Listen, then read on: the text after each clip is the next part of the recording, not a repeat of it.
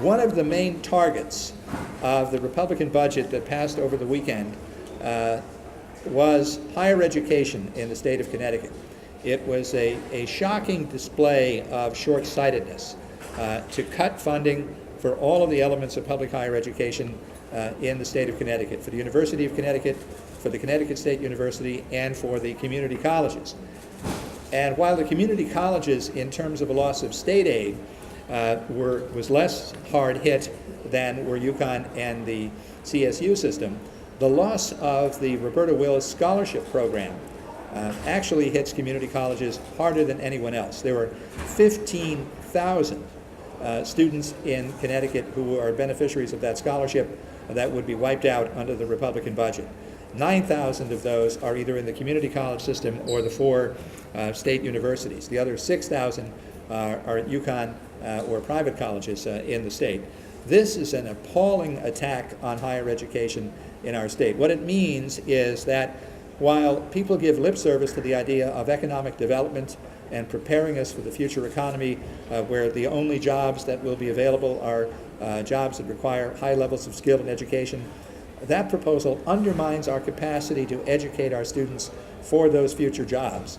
It is one of the most damaging and short-sighted measures that you could possibly think of, and yet there it is in their budget. It seems that the policy behind some of these cuts in higher education for hardworking lower and moderate income people is to return us in Connecticut to the days before World War II and the creation of the GI Bill after World War II, that the only people who could afford to go to college were an affluent elite.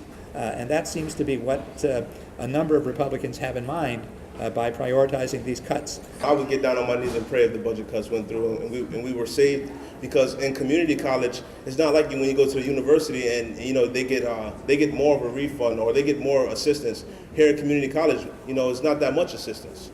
So me personally, I would get down on my knees and thank God and thank everyone that played a part in allocating that budget. The budget cut is scary. It will be scary for most of us here this current semester and in the years to come.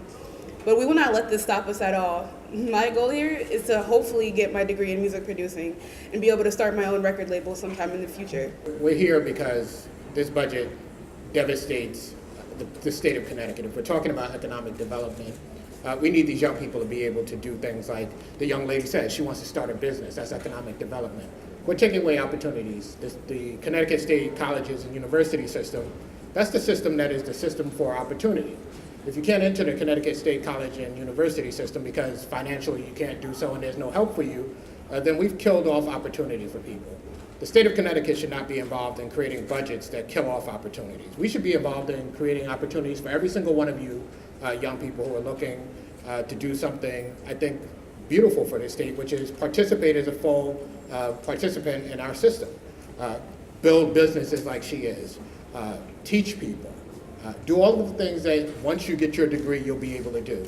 And let's face it, we live in an economy where if you don't have a college education, it's much tougher to survive today. You don't have the jobs that we used to have. And it's much tougher to get that education. And we should be endeavoring not just to look at the numbers, but to look at the impact of the numbers. And this budget is a budget where what we did, and I say we because we all participate whether we voted or not, what we did as a General Assembly is we looked at the numbers, we didn't look at the people.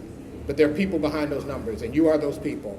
So listen, I'm asking you to go forward and voice yourself to not only the people here, but those who are people who voted for this budget, to the governor. Let them know what the impact of these decisions we make are.